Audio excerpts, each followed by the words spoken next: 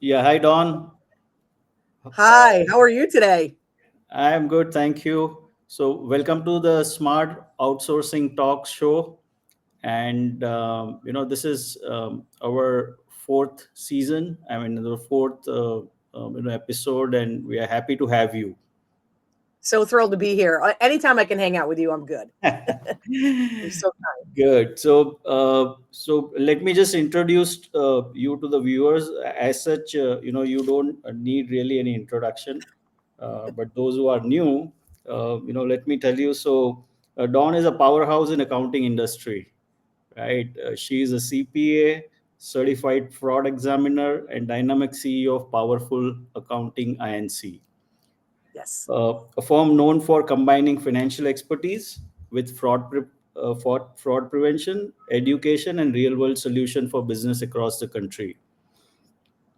Her list of accolades is an impressive as her energy.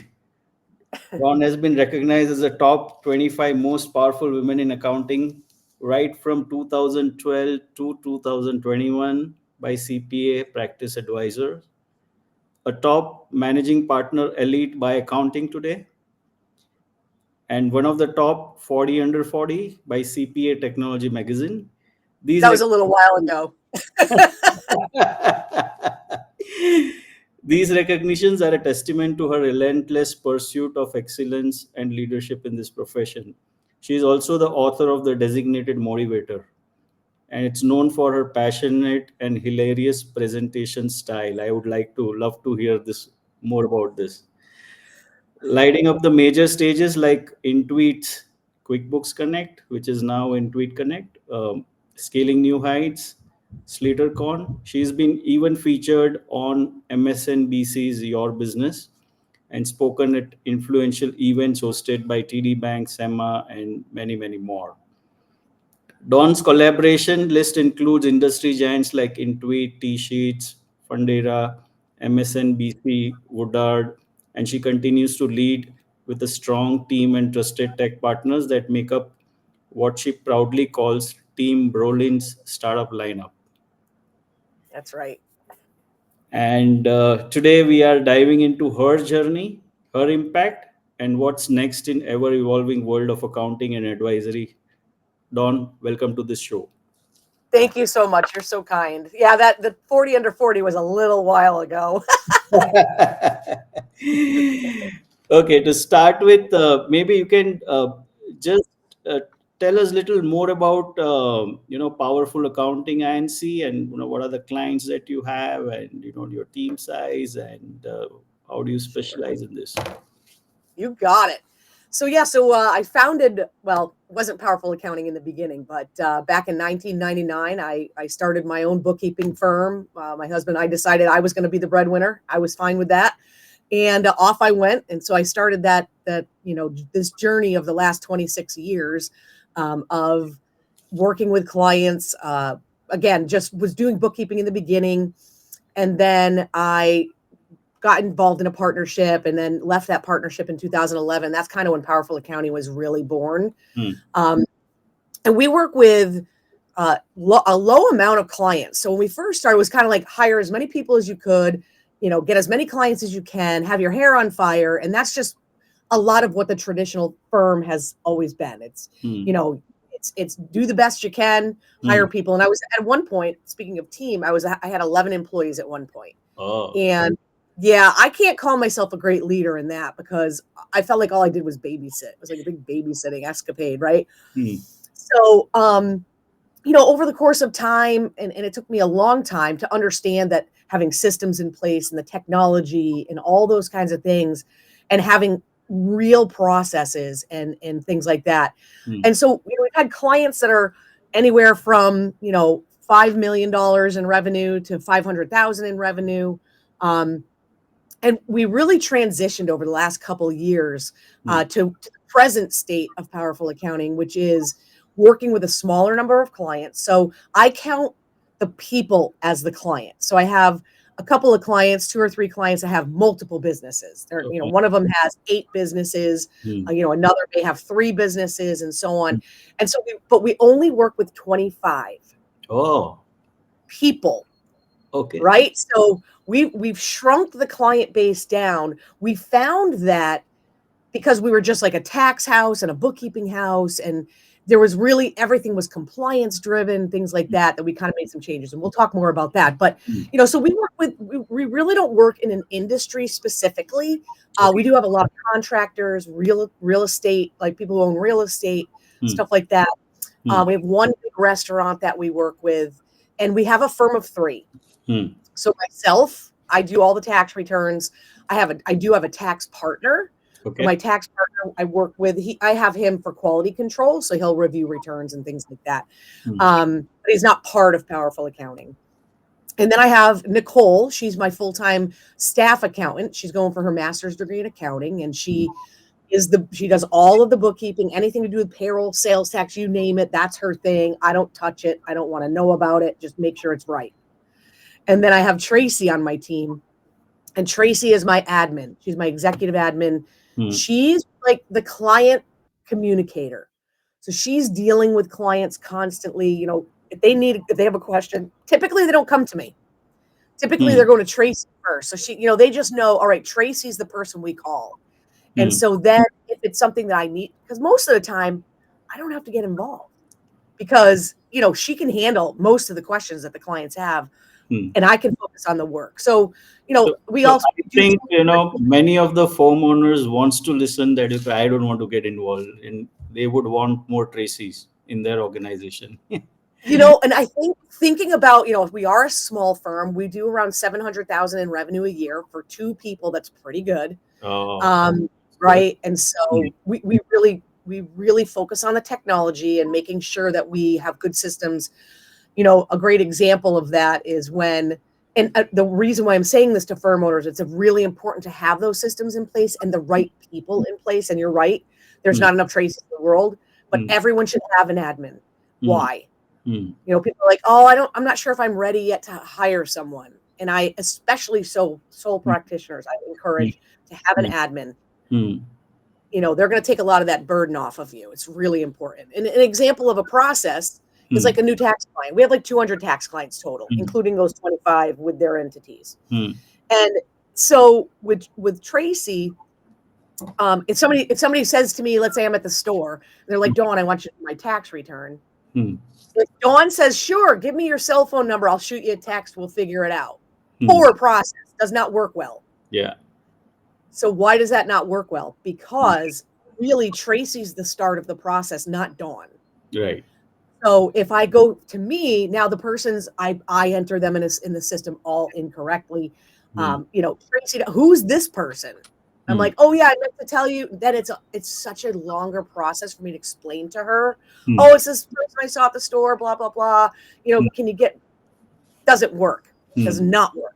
Mm. So I think that's just really important for firm owners to understand. Mm. Got to have that. Mm. Yeah. And how easy or difficult this was to learn that you need to have an admin in place. I don't know why it took me so long. I had like 8 employees at the time. Hmm. And I'm like, I'm doing all the admin work. I'm Hmm. not getting any work done. I Hmm. mean, I'm the highest billable person. I'm not even billing Hmm. because I'm doing that. And finally I broke and I'm like, okay, I need someone. And one of my employees, she introduced me to her sister, and how it all played out was really awesome. Hmm. And she's been with her, I think it's coming on 9 years now. Hmm. And she's the heart and soul, but it's I think a lot of the times we feel like we're doing the right thing Hmm. and that we're running the firm the right way. Hmm. And I don't know if it's just a breaking point or what it is, but I wish people would bring on an admin sooner than later. You Hmm. need them more than you can imagine. Hmm. And when you scaled up, okay, it's very hard to scale down and to give away the clients because you choose to serve only the multiple business owners or maybe the more valuable client. Could you just share a little about how did you do that? Yeah. So it was an interesting natural progression as I had to get rid of a couple people, had a couple people just leave on their own naturally. Hmm. And I think part of it was I made a decision in 2019 to start coaching softball at the college level, volunteering. Hmm. and I wasn't in the office 24/7 during Okay. tax season, Hmm. right? So there, that can brew jealousy. It can brew, like, why is she never in the office? She's always at softball. And I Hmm. think there was a little bit of that kind of naturally and gradually pushed out employees. Hmm. And right behind them, I brought in the technology to replace them. Oh, okay. Hmm. It took a couple of years to Hmm. get through that, but once I got through that, it was the best decision to shrink. Now, I shrunk the staff first, Hmm. and that was in 2019. And in 2020 is when we were just a small firm. Hmm. And that natural progression, But knowing still growing in revenues, right? what's that? But still growing in revenues. Growing in revenue. So we shrunk the staff first, and then we shrunk the client base. But what we did was we moved to subscription pricing. I call it relationship pricing. Okay. And we said we're going to work with you people, moving to a whole different advisory conversation as Hmm. opposed to Hmm. being compliance driven, Hmm. right? Hmm. We're all worried about the due dates. Hmm. That's not what should be driving your business. What Hmm. should be driving your business is having conversations, doing real good tax planning, Hmm. planning for their budgets, Hmm. figuring out what they should get rid of, all those kind of things.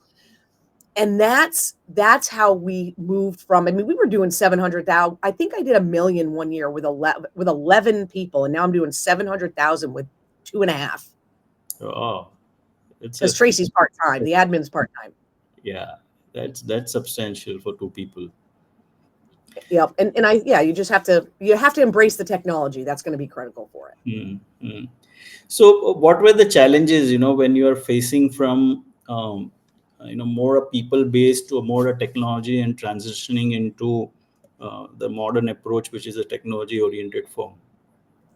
Yeah, it actually, obviously bringing in technology and implementing them is difficult. It's not an easy thing. And firm owners have to understand you're going to invest money and you're going to invest time in it. Hmm. But the rewards, the ROI on implementing a technology, you can use any technology as an example, Hmm. but having a good practice management tool is Hmm. critical. Like, what are we doing with spreadsheets? Are people still on spreadsheets for their workflow? Like, it just, to Hmm. me, is mind blowing. And being able to implement that technology, utilize it the right way, invest the time to learn it.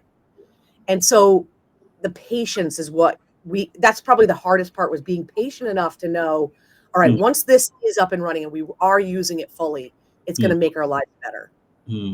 Hmm. And what are these technologies that you are using today? Yeah, so the Team Brolin starting lineup, Hmm. which is at dawnbrolin.com if anyone wanted to check it out. But the Hmm. starting lineup comprises of the tech tools and technologies that I utilize that fully integrate. Hmm. Um, that's also a really scary word, integration. A lot of technologies tell you they're going to integrate, and then it doesn't. Yeah. And you're like, Hmm. what are we doing here? Hmm. So, the starting lineup that we have, we're utilizing, we use Lacert for our tax software. Hmm. We use Smart Vault for our permanent document storage, and I love Smart Vault. Okay. So Smart Vault is just, everything is there, and again, has a process. Everything belongs in a certain folder. Hmm. Our staff, we don't really have to communicate and say, hey, where'd you put that document Hmm. or whatever, Hmm. because Hmm. we have systems in place and folder structures and things like that. Smart Hmm. Vault's great. We utilize DocuSign for our e-signatures, so they sign Okay. all their Hmm. stuff there. Hmm. We utilize Lisio for client communications, tax Hmm. organizers, stuff like that. We utilize Financial Sense for Hmm. our practice management tool. QBO Hmm. for our QuickBooks. We just do. I mean, everybody's looking for something different. We'll see how that Hmm. plays out. But Hmm. that's a really big to shift to a whole new accounting systems, and Intuit knows that. It's pretty Hmm. tough. Hmm. And then we use Bookkeep to do some automations. Okay. We're using a bunch of other different technologies that work really well. We use RC reports for Hmm. reasonable comp analysis, which is required. Most Hmm. people still use the percentage rule, but we utilize that technology as well. Hmm. I'm trying to think. I actually probably would have to go to my starting line to think of everybody else, but there's so many. There are a lot of technologies. We use Slack for internal communications, Hmm. so we can just message each other back and forth. It works. Slack works Hmm. great. So, there's things that we're trying to do. We do all of our systems are hosted, so we use Visory for that. Because they host Lacert, they host all of our things. I found them to be the best that I've found. I've tried to bring on the best of breed technologies. Giraffe is another one. ADP, we only use ADP for payroll, those kind of things. So, and people are like, Dawn, your tech stack must be so expensive. Like it runs me around $5,500 a month, because I was just going through my stuff for taxes, right? But $5,500 a month, that's not a lot of money. We bring in $40,000 a month with our relationship pricing clients. Like, that's great. Yeah. And what were the criteria to select a software? So because one of the hardest part is that today what happens is that previously there was like a software which was niche. Now today when you say Lisio is now a document management, it started with document management now, but it has a lot of interception of a practice management. Same with Financial Sense, they started with practice management, but they have gone backward, saying that they can do document management, they can do client facing and everything, right? In these evolving times, how do you look at what are the criteria to select the right one for your firm? Yeah, that's such a great question, and so true. That's the hardest part. You go to Scaling New Heights, you go to Scaling New Heights, you go to the floor, and you're like, look at all of this possibility, and there's competitors there, and there's, and you're right. A lot of the technology. So for me, the way I choose it is I have a pain point. What is that pain point? And what are the must-haves for that technology solution? So you want to look at it and say, okay, I'm looking for a practice management solution. Now, they also do billing. Financial Sense also does billing. But Ignition does all of my billing. I use Ignition to send out all my proposals and collect all my money. That's how I do it. But so when tech stack or a technology like Financial Sense starts offering something else, like the document storage, well, they don't directly integrate with my tax software. So that's not going to work for me. And I also, really important, do not fix what isn't broken. So a lot of technologies will start as X, and then they want to turn into Y, and they want to move, and that's okay. Good for them, and good for those people who maybe don't have a good payment solution and need billing or whatever. Great, use Financial Sense for it. Don't have anything. So, but I just choose the software based on the pain point, and there's things in the software that we must have. And when I looked at Financial Sense, they're just a good example. When I looked at them, I was like, okay, here are the things I have to have. I have to be able to sort very easy. I have to be able to search very easily. I need to be able to put statuses in. So I know, okay, this tax return's ready to e-file. Things like that I can move around. It has to have customization. That was one of the biggest things for me on the practice management. I wanted to be able to put certain things into my system. So for instance, one of Tracy's pain points was somebody would call the office and you couldn't see who it was. She wanted to be able to go and put the last four of the phone number in Financial Sense and search for, was that one of our people? And that was important to Tracy. So we do that. We collaborate together to say, what's important to you, Tracy? Nicole, what's important to you? And then what's important to me? And then we've got to find a solution that solves at least those things that each of us really, really want. Sure. And we ignore the things that are in the tool that we don't need. Right. So I don't want files in Financial Sense. All my files need to be in Smart Vault, and that's where I think people are like, oh, Dawn, why do you have Smart Vault and Financial Sense? Well, Smart Vault works directly with my tax software. I'm not going to break that process. It's such a good one. Yeah. And which are all these tech stack are client facing, so, and one of the thing is to many of our times to make client understand that this is important for you to get onboarded onto the tech, because they may not be used to it. Yeah, absolutely. So at our client's interface with Smart Vault, that's typically their first encounter with us. So the tax client calls up, Tracy's like, okay, first thing we need from you is your prior year tax return in order to give you a quote, right? So she'll invite them to Smart Vault. They'll have their first experience of uploading a document. Now look how easy that was. If they struggle, they're having trouble, Tracy will be on the phone with them and walk them through it. She knows Smart Vault inside and out, and she can solve So now I'm not touching anything yet. So that's the first client-facing opportunity. The second one is Ignition.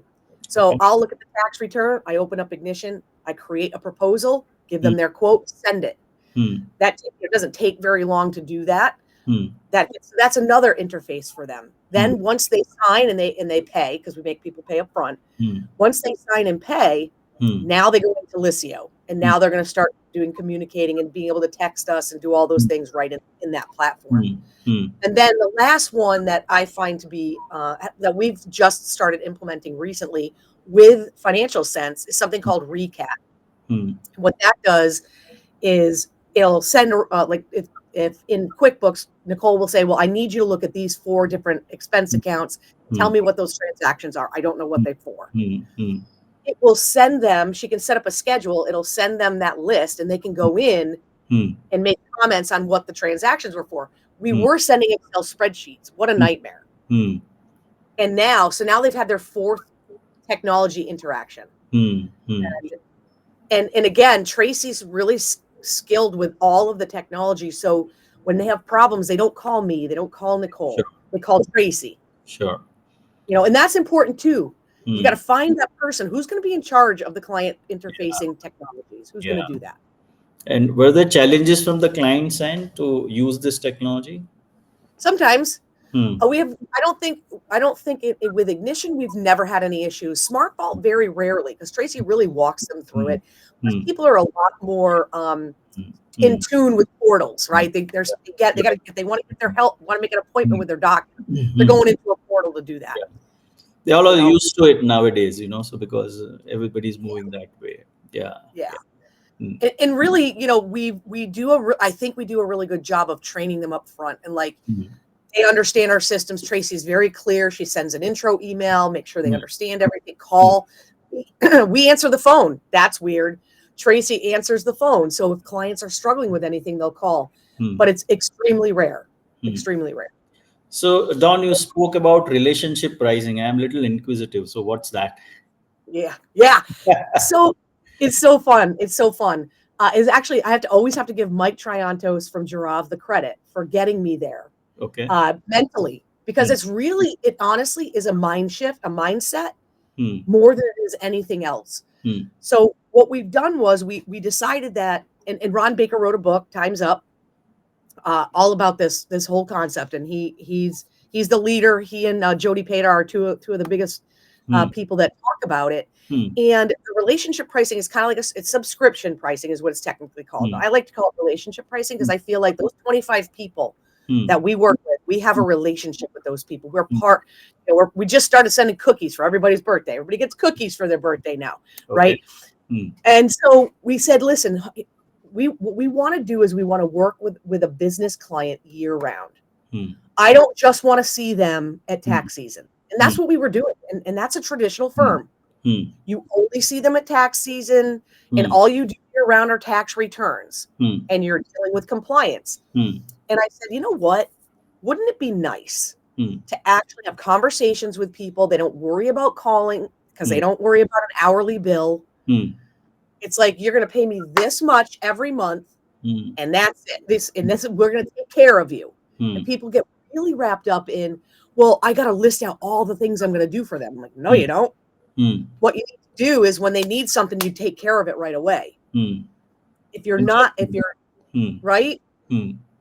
So what that did for us was steady cash flow like nobody's business. And that's another thing that a lot of people struggle with. And they're sending out invoices still. I'm like, why are you sending out invoices, people? What are you doing? Have the relationship with them. And we knew we wanted to work with less clients. So we had around, I think we had around 60 or 70 business clients. And every one of them were people we just communicated with the tax season. We did their books, right? We did their books and we charged them for it by the hour. But that's just you want to take, money is an interesting animal, isn't it? Yeah. Money is an uncomfortable conversation for everyone and anyone. And when you can take money out of a conversation and make it just clear, here's what you need to, this is what it's going to be. We're going to process it on the 1st of every month, and we're going to do your books. your sales, whatever it may be, help you with payroll. You hire new employees, we'll get in contact with them, help them get set up on ADP. Like, we're in your back office. You don't even need to worry about any of this other stuff. We got you. And that has given our business clients a real sense of comfort that they know they can call us. They know they can get in touch with us.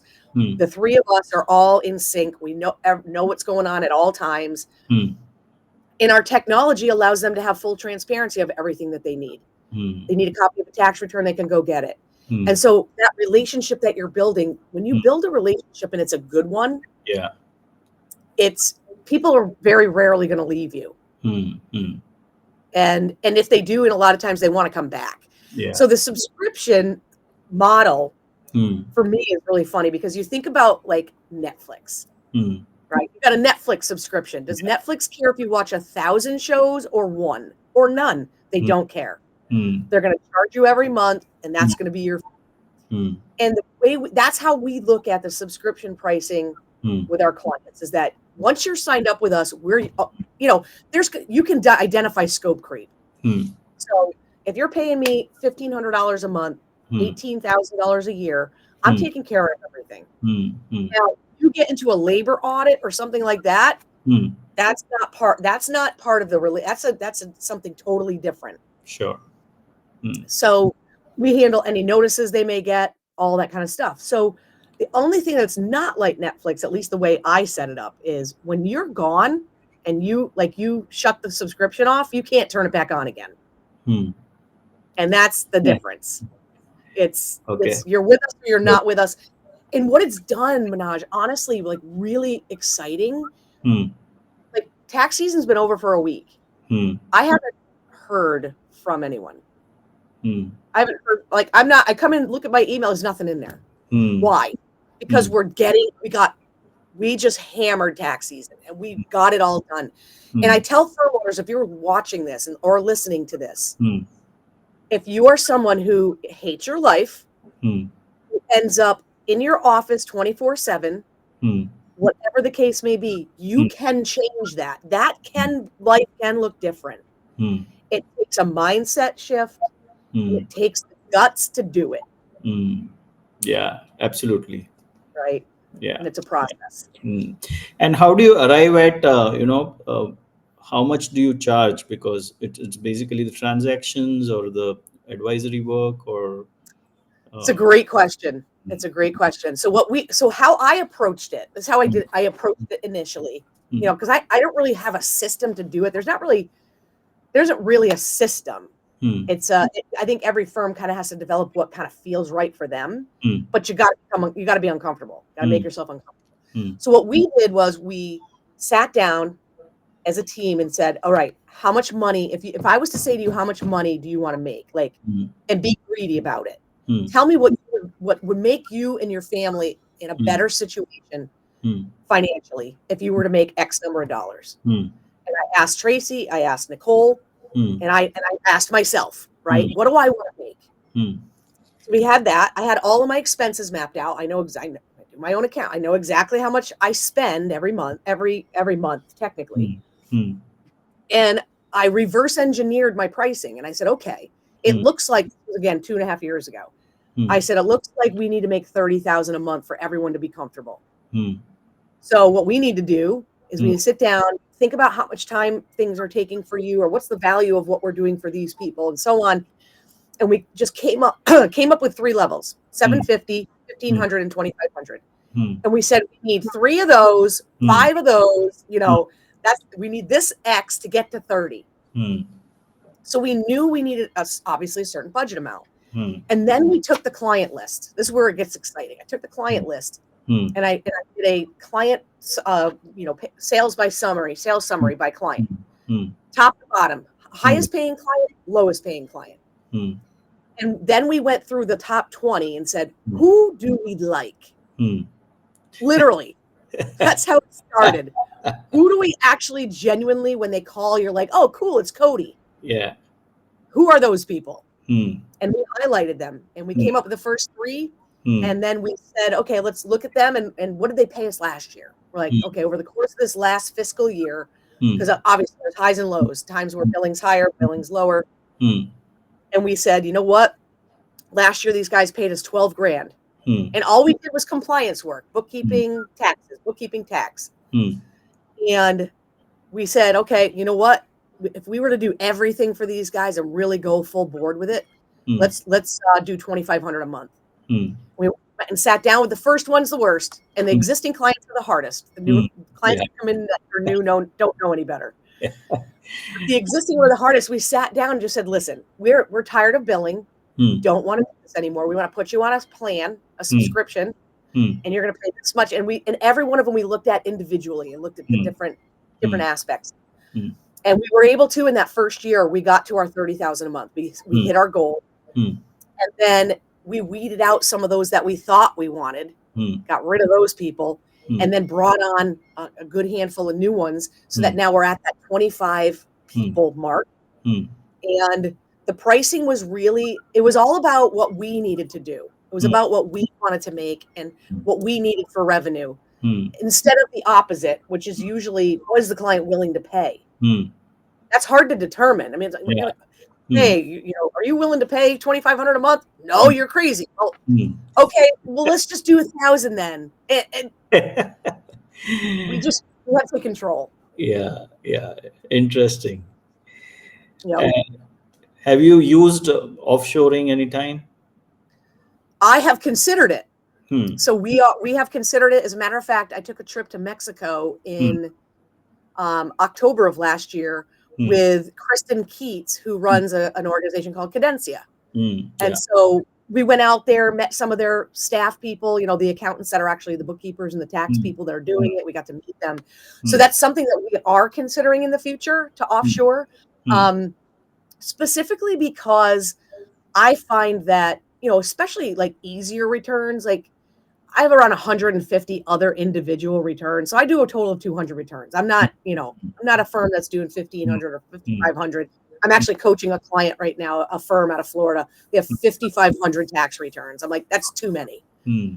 You're not charging enough, and that's too many returns. You need to jack your prices and get rid of people so you can make the same or more money with less clients. Hmm. So those are in situations, even for me as a small firm, I shouldn't be doing those little returns. There's no reason I should do those little returns, but I also am not hiring anyone. Hmm. And so expansion doesn't always mean hiring employees. Offshoring is an amazing way to supplement your staffing, Hmm. right? So I've looked a lot into that. We're considering it in the future for sure. Hmm. Hmm. So tell me a little more about how does the designated motivator happen? What's the story behind that? It's so funny. So when I started coaching softball, Hmm. I'm not a technical rule. Hmm. I don't know that stuff. Like I played college softball, won a national championship in college, like all that stuff. Hmm. But I don't teach people how to throw or hit the ball. Like that's just not my area. Okay. I hit the balls to them so they can catch them, but I don't. So I'm on this team and I'm like, what is my title? Like volunteer assistant coach. Hmm. And I was like, I don't want to be called that. Hmm. So after the first week being there, I realized what was missing on that team.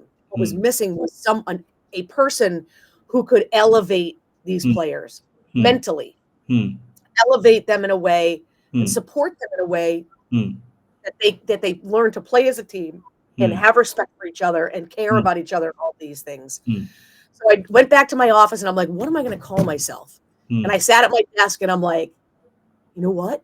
I'm the designated motivator. I don't know how it came to me. It just did. Yeah.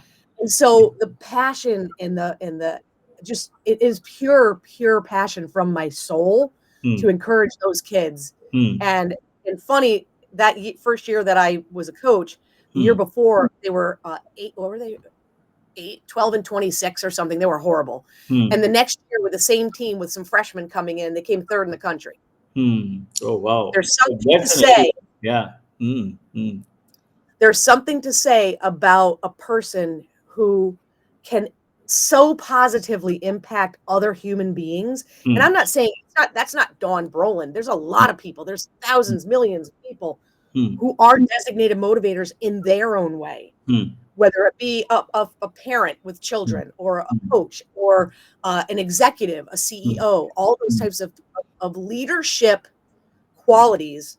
And we're just launching my third book called The Elevation of Empathy, Leading for the Win, because in leadership, people are appointed. A lot of people are appointed as a leader.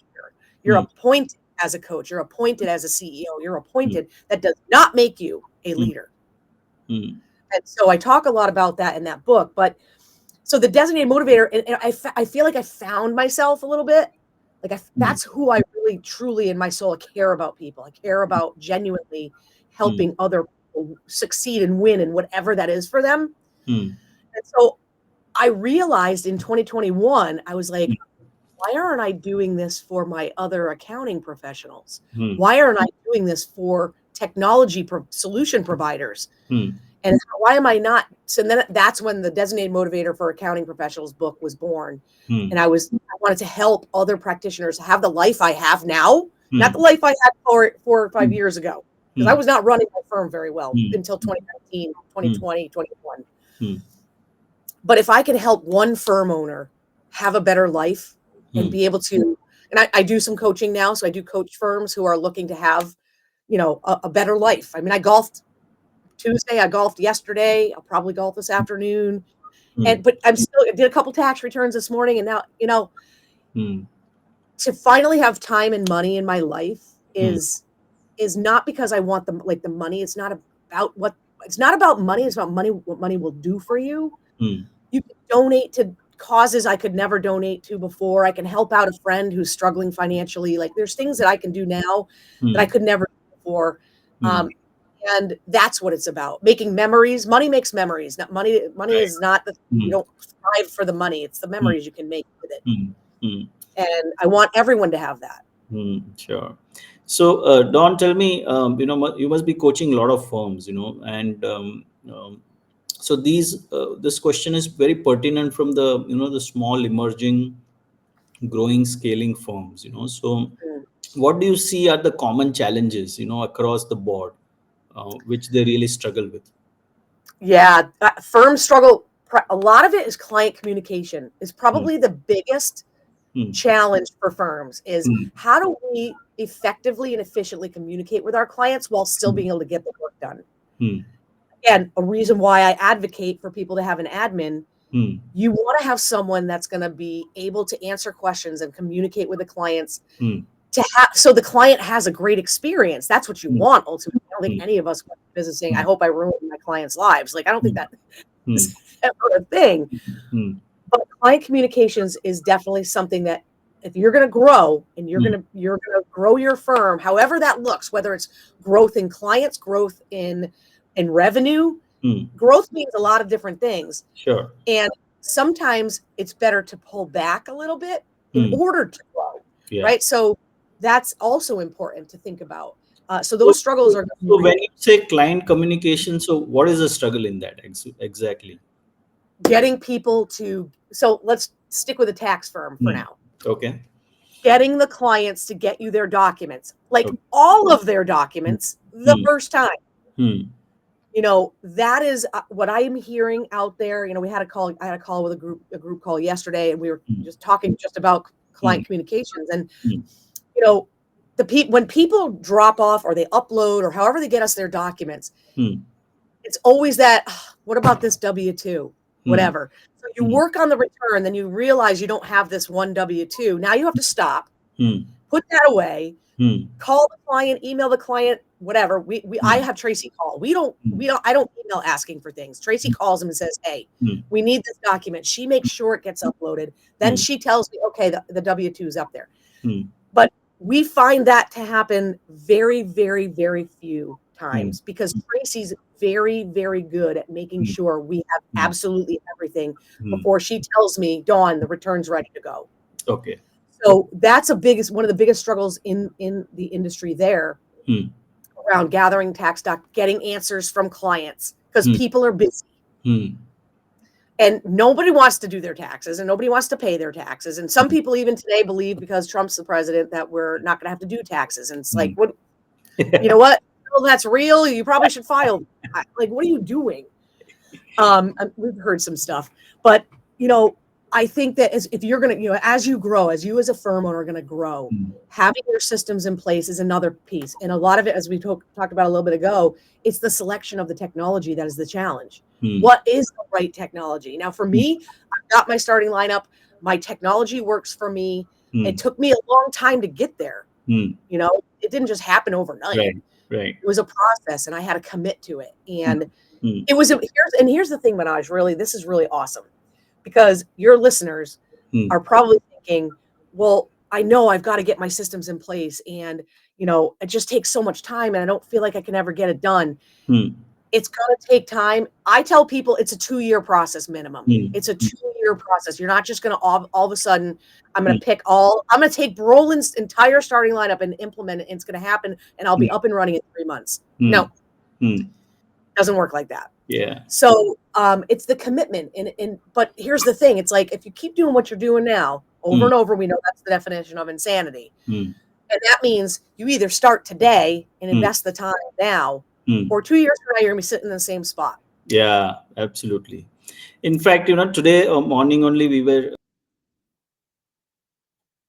speaking. Sharvari for she's a CPA and she manages the tax division, and so we call it a tax seat, accounting seat, bookkeeping seat, and so. Interestingly, one of our client who has multiple tax seat, and so they had put into the LinkedIn, okay, look, we want more tax resources. So she just reached out that, oh, why Yeah. didn't you tell us that you need a tax more resources? So very interestingly, she said that, okay, because right now we don't approach the client directly, so we don't talk to the client directly because we are in the back office, right? Correct. So they said that one of the challenges to get the documents from the clients, exactly what you said, right? And so if you can do that, and then probably we can sign up more resources with you. And in fact, we are looking to come out with, because this is a common challenges across the board with all clients facing this. Okay, every client has this problem. So we are looking at a data collection seat. Okay. Okay. So that resource will just do a data collection, so you don't need to follow up. So they will set up a system, whether email, whether call, whether setting up the processes in whichever.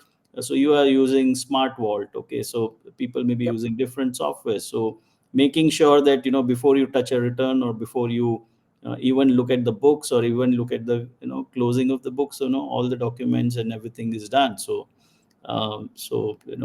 that's a real challenge, right?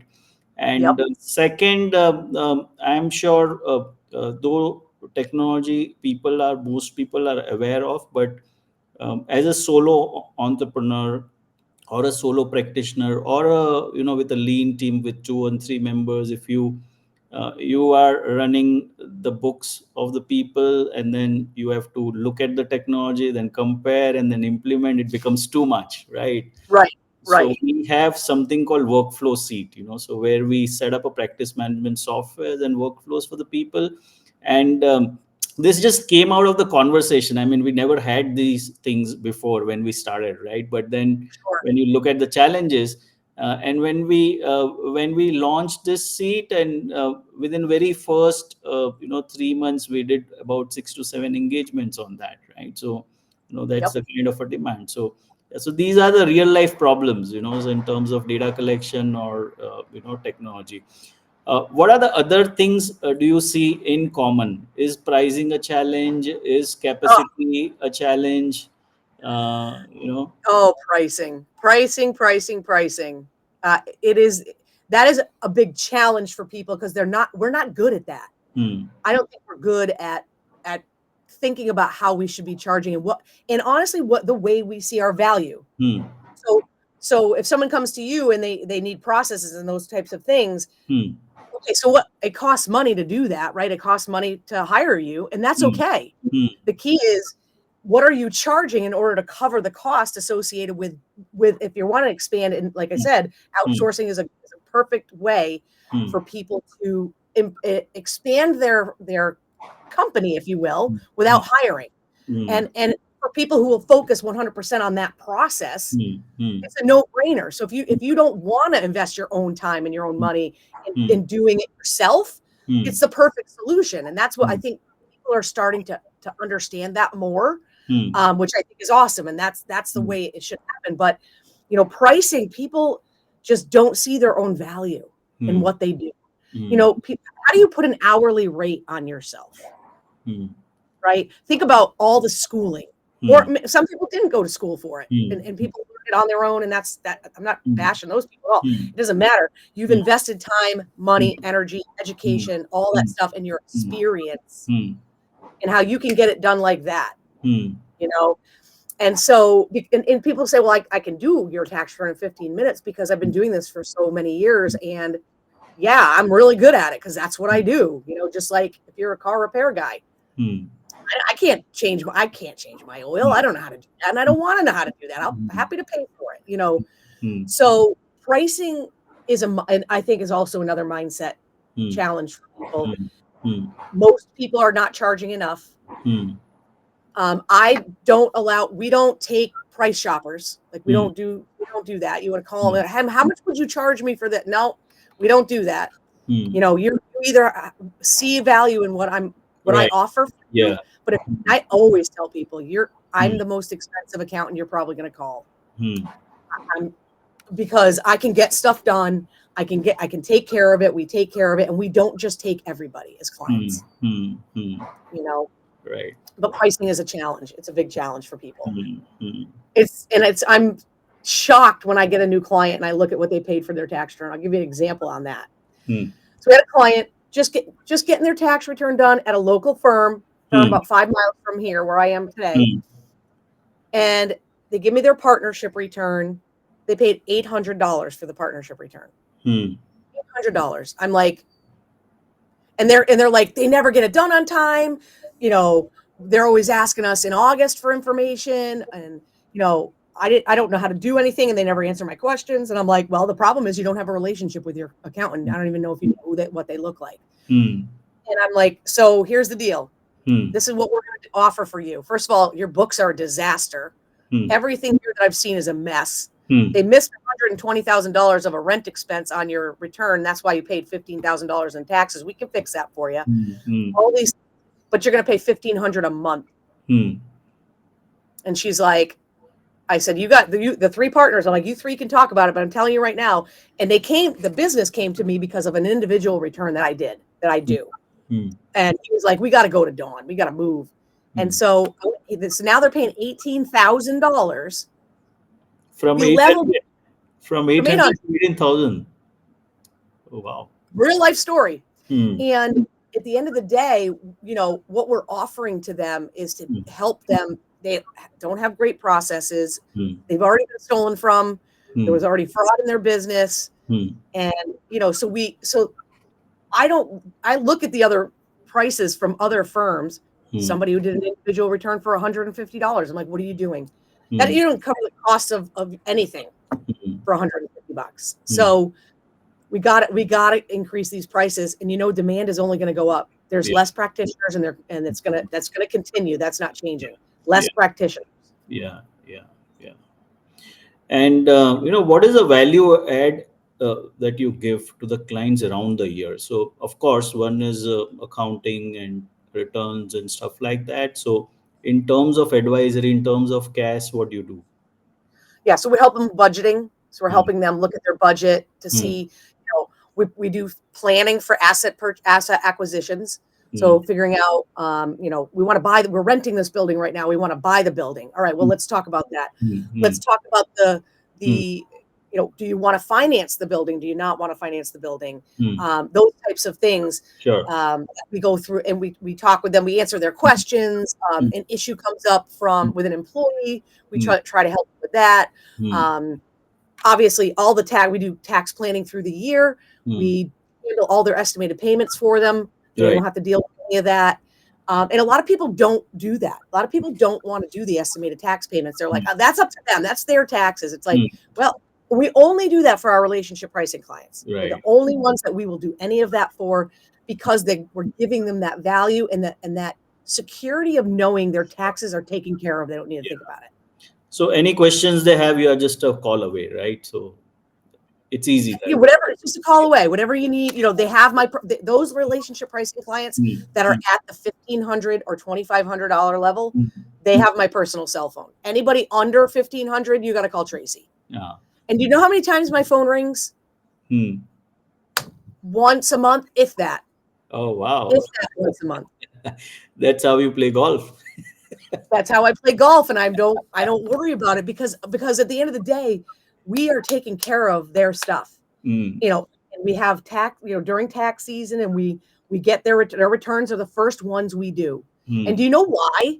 mm, First ones that are done. Why? Because their books are done. Their books are done every single month, some of mm, them weekly. mm, People at 1,500 and 2,500, their books are done every week. mm, We only have like 7 of them. mm. Very good. So, Yeah.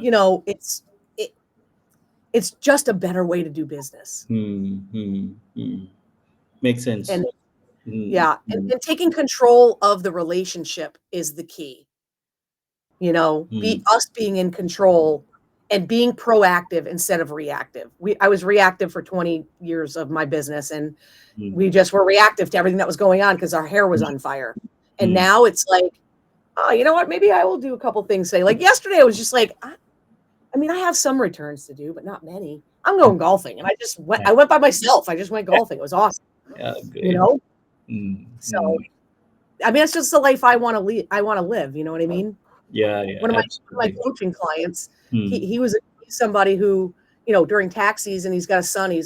I think he's 11 or 14. I can't remember. And he plays hockey.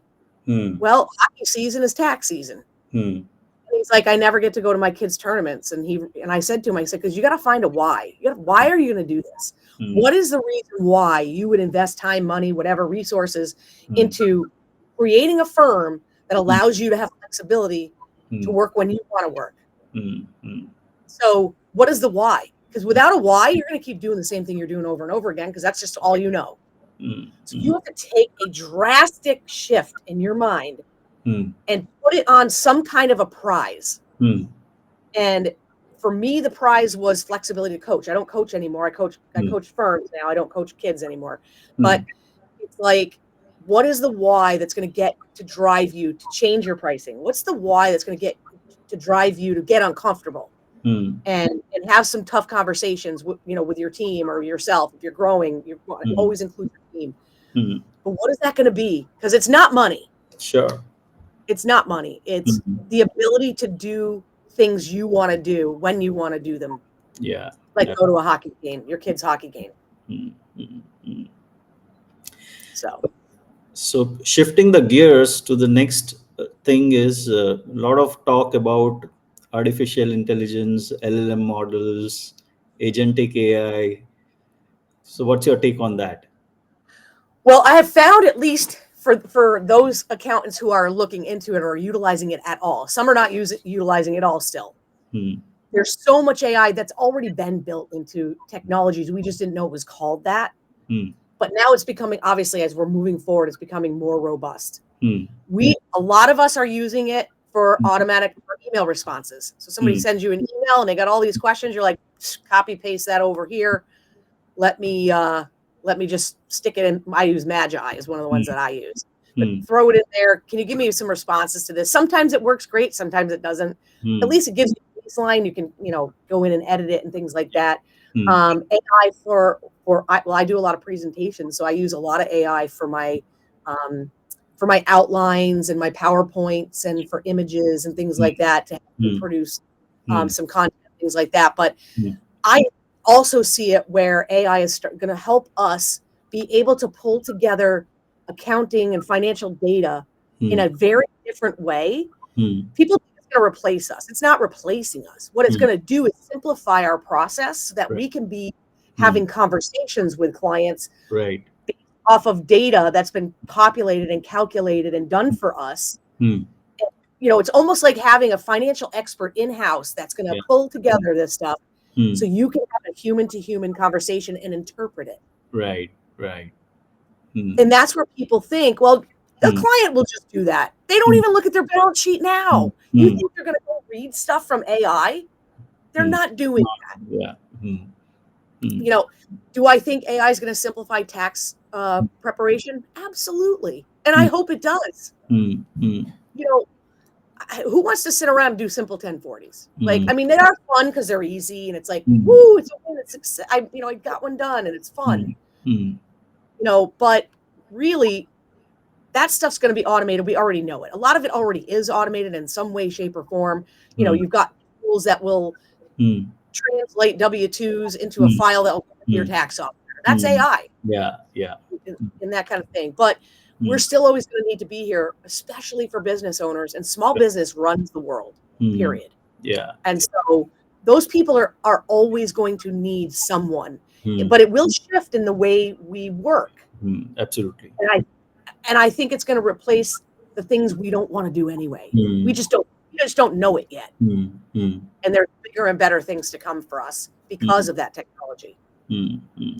So, Dawn, where do you see next 5 years our profession is going to go? I definitely see people embracing offshore relationships and offshore working for sure. I think people are going to have to figure out either themselves or with the help of an outsourced firm or entity to help them with these procedures and with technology, because you're not going to be able to keep up without that foundation. And offshoring, outsourcing, collaborations. For instance, I don't do anything international, and I just got a Canadian, somebody who has a Canadian partner. Now I'm all screwed up. I don't want to get into international, so I reached out, found another person. Hey, yep, okay, great, you can take the client, because I just don't want to get into that. But those types of things that we are going to have to get better also at communicating with the clients in a conversation that usually we hide a little bit behind emails sometimes. We want to be with the nerd with the little visor on and the pen, and we want to sit in the back office and just do the work. We don't really want to be around people. We're going to have to get better at that. We're going to have to get better at storytelling. Great.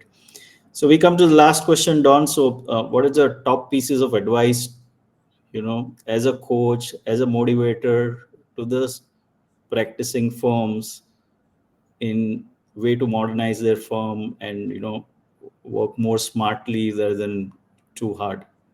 Yes. So I have in my book, I talk about this, something called reassessing your success. I encourage everyone to sit down for a day, half a day, whatever it needs to be, and sit down and go through your firm and really intentionally think about what you want to be doing for services. What do you not want to do for services? What's your ideal client profile? A lot of people don't even define that. Our first requirement is you have to be nice. We don't want to work with mean people. Like these days, that is that's our bar. It's like, are you nice and will you pay us? And will you get back to us? Those kind of things. So taking the time to sit and be intentional with your purpose and what you want to do, and then figure out how to shift your mindset to be comfortable with changing your business model. That is like my favorite sentence. When I decided to move to relationship pricing, which everyone should be doing, when I decided to move to that, I told my clients, I am changing my business model. This is not about you anymore. It's about me and at this moment, this needs to be about how me and my firm want to operate. And either you're on board or you're not on board. But we have to do something different. Like we just have to. But that's a mindset shift. And I really encourage people to do that, to sit down, figure out what they want out of their firm. What do you want? How much do you want to make? Reverse engineer like I do. Figure out what you want your life to look like. I was on the golf course yesterday with somebody. He's 65 years old. He's like, yeah, I just retired. He was a financial CFP. I just retired and a couple months ago, and I'm 65. And, I wish I could have done that when I was, 55 or 50 because, I'm old now. I can't get around like I used to, or whatever the case may be. Right. I was like 65. That's not old. Like, I used to say that was really old, but it's not old. And I thought to myself, I'm out here. I'm 54. I'm out here playing golf. this guy's just getting to start to play, or not just, but really be able to play like every other day or whatever. Tuesday, and I played yesterday, and I played that day, and I'm want to have the life that guy people have when they're retired, when I'm not retired. And nobody set a rule book. I just blocked off all my Mondays and Fridays for the rest of the year. I'll work when I can, but I'm busy. I'm busy boating, and I'm busy golfing, and I'm busy visiting my daughter, and I'm busy coaching other firms to do things differently. Those are the things that I get passionate about, and I do the work because I do still love accounting.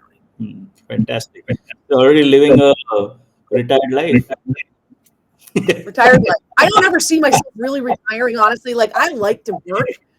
I'm somebody who likes to work, but I like to see myself work like 10 to 1 is like my range. 10 in the morning to 1 in the afternoon. That's like a good sweet spot for me a few days a week. And that's what we'll do. And that's what relationship pricing did for us. Because my tax returns will be done by the end of May. I'll be all done with taxes. I'm not doing taxes till September and October. First year ever, 26 years. Why? Because I changed my business model. I changed my mindset. I changed the way I price, changed the way I do business. And now I can live this life. Absolutely fantastic. People must be envying your life and want to become Dawn. Well, I don't know. You don't necessarily want to become me. I mean, I'm a little much. I'm a lot. But at the same time, everyone should be able to live. I'm so passionate about helping everyone have the life they want to live and be able to enjoy their family and enjoy their friends and just enjoy life. And it takes time and money to do it. Yeah, absolutely. So it was a great conversation, Dawn, to have you. Thank you so very much to joining this Smart Outsourcing Talk today with us, and speaking to our viewers. And hope to see you soon again. Yes, I hope to see you soon. And thank you. I'm honored to be part of what you're doing. So hopefully we can get out there and help these firms grow and expand in a great, positive way. Absolutely. We are there to do that. Thank you so much. Thank you. Bye-bye. Take care. You too. Yes, Devkanya. So are you coming to engage?